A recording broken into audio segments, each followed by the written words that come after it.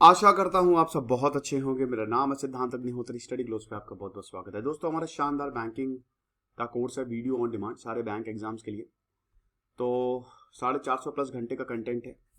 ये आप हमारे ऐप से अवेल कर सकते हैं और इन नंबर्स पे आप कॉल करिए। आपको व्हाट्सएप पे मैसेज कर सकते हैं। और मैं कल नैनीताल आ रहा हूँ, तो अगर आप उससे मिलना चाहते हैं, 2 दिन मैं नैनीताल में रहूँगा, तो मुझे इंस्टा पे या मेल कर सकते हैं, स्टडी ग्लोस 12 पे। तो ये बड़ी गजब खबर है, बड़ा जबरदस्त ट्विस्ट है। सर, आप ऐसी खबरें क्यों कवर करते हो? ये एजुकेशन चैनल है। देखो यार, मैं सारी खबरें कवर करता हूँ, ठीक है, जो भी इंपॉर्टेंट रहती है। ओके, आपको हर एक चीज़ पता होनी चाहिए, चाहे वो भाई देश में ही है, इंपॉर्टेंट खबर है। आप देखिए क्या कुछ झेलना पड़ सकता है एक ऑफिसर को। अब इसमें कितनी सच्चाई है मुझे नहीं पता, लेकिन अब बुरे फंस गए हैं समीर वानखेड़े। एनसीबी के वानखेड़े जो हैं, उनके ऊपर आरोप लग रहा है कि भाई उन्होंने 25 करोड़ रुपए लिए शाहरुख खान से।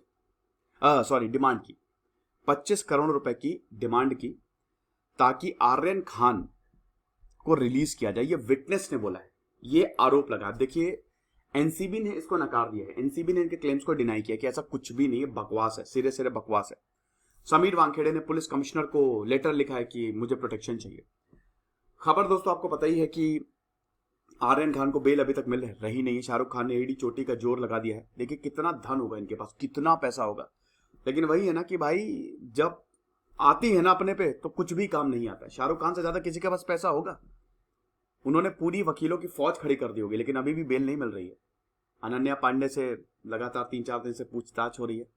बहुत ज्यादा न्यूज पे चला था कि अनन्या पांडे को समीर वानखेड़े ने डांटा, ये तुम्हारा घर नहीं है, ये तुम्हारा ये सेंट्रल ऑफिस है, तुम्हारा प्रोडक्शन हाउस नहीं है जो इतनी लेट से आई हो। 4 घंटे पूछताछ की, आज भी बुलाया है।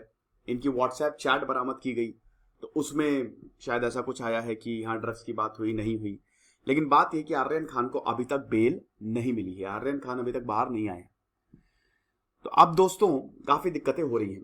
नवाब मलिक वो बता रहे हैं कि समीर वानखेड़े वसूली करता था और उसने बहुत सारे पैसे वसूले हैं बॉलीवुड से, ऐसे ही लोगों को फंसा के वसूली करता था।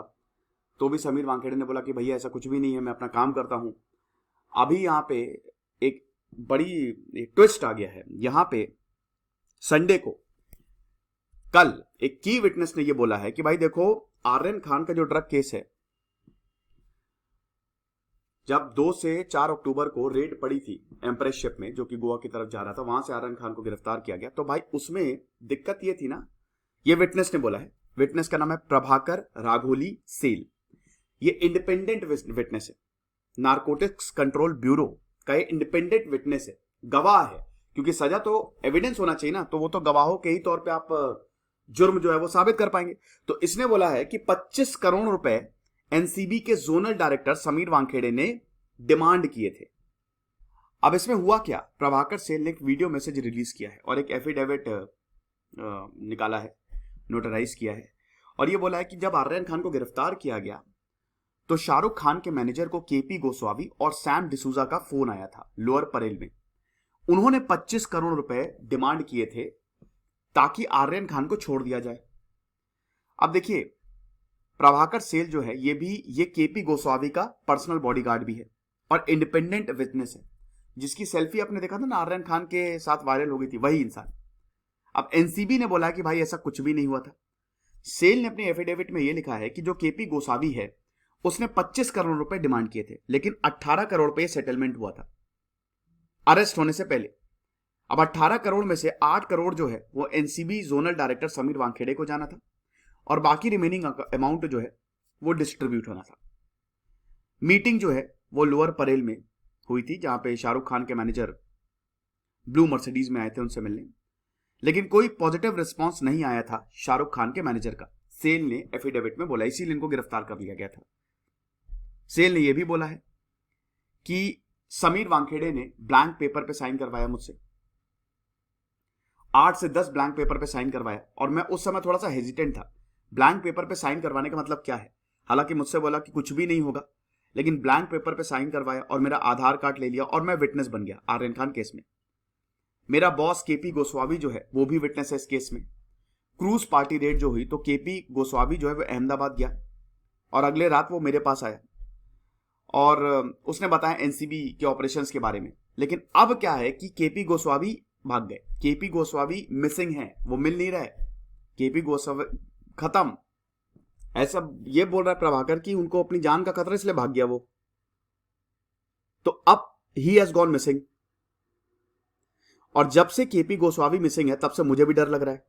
मेरे तो ब्लैंक पेपर पे साइन ले लिया और मुझे अपनी लाइफ का खतरा है ऑफिसर समीर वानखेड़े से।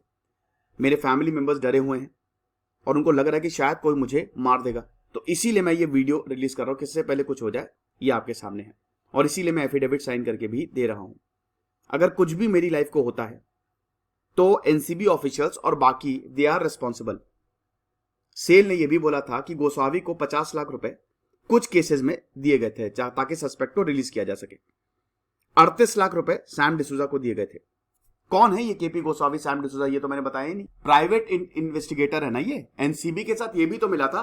अब ये केपी गोस्वामी के बहुत ऊपर आरोप लगे थे कि भाई ये क्या कर रहा है, ये एनसीबी का एक सेंट्रल ऑफिस है, ये प्राइवेट इन्वेस्टिगेटर क्या कर रहा है, बहुत बोला था बीजेपी के लिए काम करता है।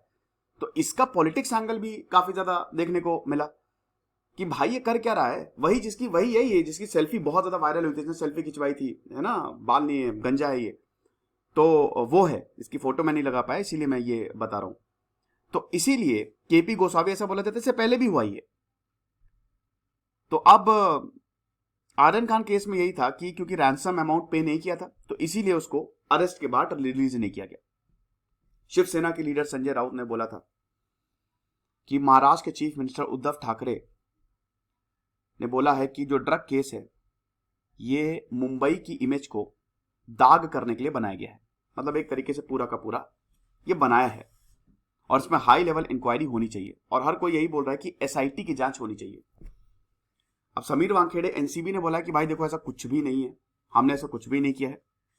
समीर वानखेड़े ने लेटर भी लिखा है कि मुझे मेरी जान को खतरा है, और लगातार समीर वानखेड़े जो हैं वो चीजों को डिनाई कर रहे हैं, लेकिन वो फंसते जा रहे हैं। अब ये सही है नहीं है वो तो जांच के बाद ही पता चलेगा।